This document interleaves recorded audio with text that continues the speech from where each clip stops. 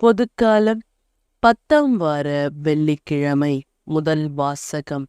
மலைமே ஆண்டவர் திருமுன் வந்து நில். அரசர்கள் முதல் நூலிலிருந்து வாசகம். அந்நாட்களில் எலியா அங்கிருந்து குகைக்கு வந்து அதில் இரவை கழித்தார். அப்பொழுது ஆண்டவர், வெளியே வா, மலைமேல் என் திருமுன் வந்து நில். இதோ ஆண்டவராகிய நான் கடந்து செல்ல இருக்கிறேன் என்றார். உடனே ஆண்டவர் திருமுன் பெரும் சுழற்காற்று எழுந்து மலைகளை பிளந்து பாறைகளை சிதறடித்தது. ஆனால் ஆண்டவர் அந்த காற்றில் இல்லை. காற்றுக்கு பின் நிலநடுக்கம் ஏற்பட்டது. நிலநடுக்கத்திலும் ஆண்டவர் இருக்கவில்லை. நிலநடுக்கத்திற்கு பின் தீ கிளம்பிற்று. தீயிலும் ஆண்டவர் இருக்கவில்லை. தீக்கு பின் அடக்கமான மெல்லிய ஒலி கேட்டது. அதை எலியா கேட்டவுடன் போர்வையினால் தம் முகத்தை மூடிக்கொண்டு வெளியே வந்து குகையின் வாயிலில் நின்றார். அப்பொழுது எலியா, நீ இங்கே என்ன செய்கிறாய் என்று ஒரு குரல் கேட்டது.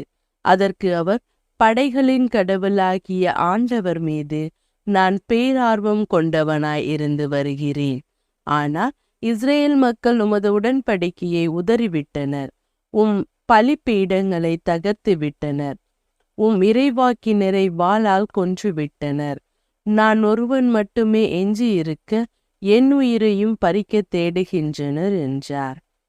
அப்பொழுது ஆண்டவர் அவரிடம், நீ வந்து வழியே திரும்பி தமஸ்கு பாலை நிலம் நோக்கிச் செல். அவ்விடத்தை அடைந்தவுடன் அசோலாவை சிரியாவுக்கு மன்னனாக திரிபொழிவு செய். நிம்சியின் மகன் ஏஹாவை இஸ்ரேலுக்கு அரசனாக திரிபொழிவு செய். ஆபேல் மெகலாவை சார்ந்த சாபாற்றின் மகன் எலியாவை உனக்கு பதிலாக இறைவாக்கினராக அருள்பொழிவு செய் என்றார். இது ஆண்டவரின் அருள்வாக்கு. இறைவா, உமக்கு நன்றி. நற்செய்தி வாசகம். ஒரு பெண்ணை இச்சையுடன் நோக்கும் எவரும் தம் உள்ளத்தால் ஏற்கனவே அப்பெண்ணோடு விபச்சாரம் செய்தாயிற்று. மத்தேயு எழுதிய தூய நற்செய்தியிலிருந்து வாசகம். அதிகாரம் 5 இறை வார்த்தைகள் 27 32 முடிய. அக்காலத்தில் இயேசு தம் சீடரை நோக்கி கூறியது, விபச்சாரம் செய்யாதே என கூறப்பட்டிருப்பதை கேள்விப்பட்டிருப்பீர்கள். ஆனால் நான் உங்களுக்கு சொல்லுகிறேன், ஒரு பெண்ணை இச்சையுடன் நோக்கும் எவரும் தம் உள்ளத்தால் ஏற்கனவே அப்பெண்ணோடு விபச்சாரம் செய்தாயிற்று. உங்கள் வலக்கண் உங்களை பாவத்தில் விழ செய்தால் அதை பிடுங்கி எறிந்து விடுங்கள்.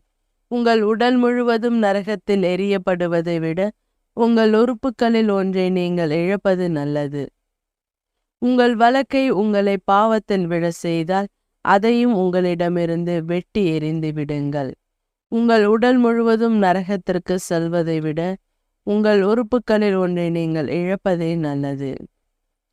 தன் மனைவியை விலக்கி விடுகிற எவனும் மனவிலக்கு சான்றிதழை கொடுக்கட்டும் என கூறப்பட்டிருக்கிறது.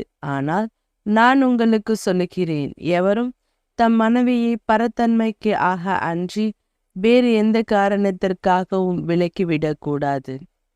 அப்படி செய்வோர் எவரும் அவரை விபச்சாரத்தில் ஈடுபட செய்கின்றனர். விலக்கப்பட்டோரை மணப்போரும் விபச்சாரம் செய்கின்றனர். இது ஆண்டவரின் அருள்வாக்கு.